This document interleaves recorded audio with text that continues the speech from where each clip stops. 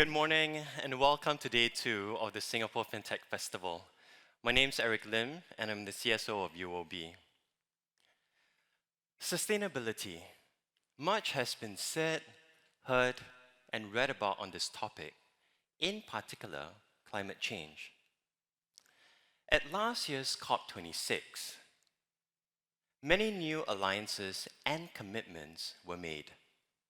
At last count, 140 countries now have a net zero by 2050 target, and approximately 1/3 of the world's largest companies have net zero targets as well. The Glasgow Financial Alliance for Net Zero, or GFANZ for short, has over 500 members spanning 45 countries with assets amounting to 135 trillion, all committing to net zero. Green and sustainable finance has grown more than 100-fold over the last decade. This sounds great, and surely we're in great shape. Not so, according to Antonio Guterres, the UN Secretary General, at the launch of the latest IPCC report earlier this year. The jury has reached a verdict, and it is damning. This report of the IPCC is a litany of broken climate promises. It is a file of shame, cataloging the empty pledges that put us firmly on track towards an unlivable world. We have not managed to bend the trajectory of humanity's path of travel as we hurtle towards the tipping points of ecosystem collapse and the resultant societal harm that we will inflict upon ourselves. And now, in 2022, as the world careens from environmental calamities to economic uncertainty to geopolitical crisis, to humanitarian tragedies, we look to be in a very sorry state indeed. What is needed to make real transformative progress? Sir David Attenborough has an opinion.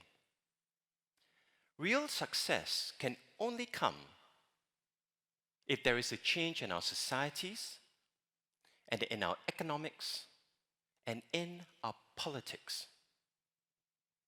I agree with Sir David. We are trying to pull off the largest industrial revolution known to man, estimated to be worth $100 trillion worth of investments, all within the next 28 years. And we're going to need all of our ecosystem partners to be pulling in the same direction in a coordinated manner. Now, one of the most critical players on this journey is the government. Their work, that of planning, orchestration, and regulation, is a major accelerator for change. Now, this may sound like the private sector guy with the overused refrain of the government needs to do it all. So why listen to me? Hear it instead from Senior Minister Tharman Shanmugaratnam, one of the most respected figures in the area of international finance. This is a race for our lives. We need all instruments of public policy to accelerate action, and we have to think of central banks and financial regulators as part of public policy. Yet we know, deep down, that while governments need to provide that push in terms of orchestration and regulation, that it is the real economy that will deliver the technologies, products, and services at scale to support the transformation. The private sector, which contributes to approximately 60% of global GDP, with all of its innovation, talent, and capital, is therefore a critical player in this effort. But are businesses up to the challenge, or is capitalism too broken to be part of the solution? Yvonne Swiner, the founder of Patagonia, on donating Patagonia into a trust to fight the climate crisis. Earth is now our only shareholder. Instead of going public, you could say we're going purpose. It's truly inspiring. Now, we don't all work for Patagonia, but the message is clear. Purposeful capitalism is required for us to deliver to these ambitious targets. Profit at all cost, without a meaningful North Star, has brought us to our current state. Enterprise that combines positive impact together with responsible profits must be the way forward. Now, ultimately, each individual, through our consumption, preferences, and dare I say, voting rights, will influence the seriousness with which our national and business leaders take this issue. Simply put by Bill Gates, famous Harvard University dropout and billionaire, when you buy a green product, you're saying to the companies that make these products, there's demand for these items. So how we choose, what we choose, makes a huge difference. Now, in developing ASEAN, there is a further aspect that must be considered. ASEAN is home to 700 million people, generating $2.5 trillion worth of GDP, but is estimated to increase greenhouse gas emissions to approximately 6.7 gigatons by 2050 without an effective transition plan. How do we ensure a just transition even as we deliver to decarbonization? How do we ensure continued economic development, support employment, and ensure energy access and affordability, even as we protect our natural environments and deliver a net zero future? See what Minister Airlangga Hartarto from Indonesia has to say. The most important thing for the energy transition is to obtain a just and affordable transition.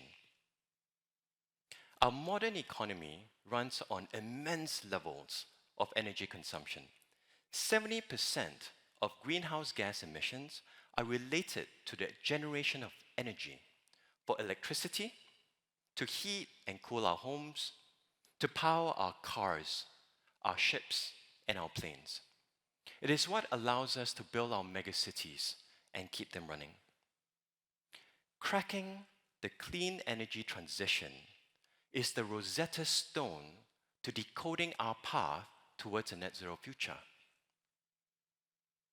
Now, each of us can and must find our unique place within this ecosystem. And as a bank, finance is our tool to shape and transform our economies.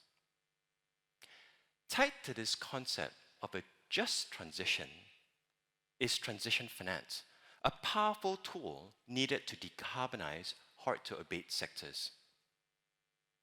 And I want to be clear, to fail at transition will be to fail at delivering a net zero future. Mark Carney. The net zero transition won't mean flipping a green switch or investing in companies that are already green. Transition means transition.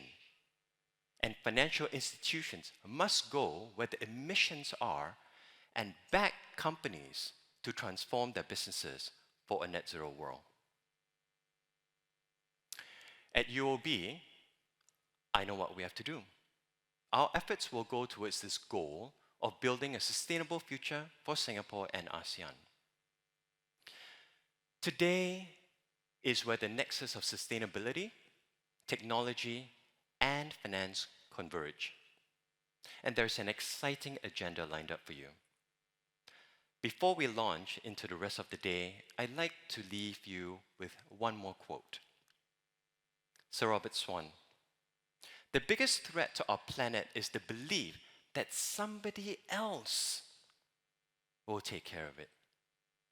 So my question to you is, what are you going to do about it? With that, thank you for listening, and please enjoy the rest of your day.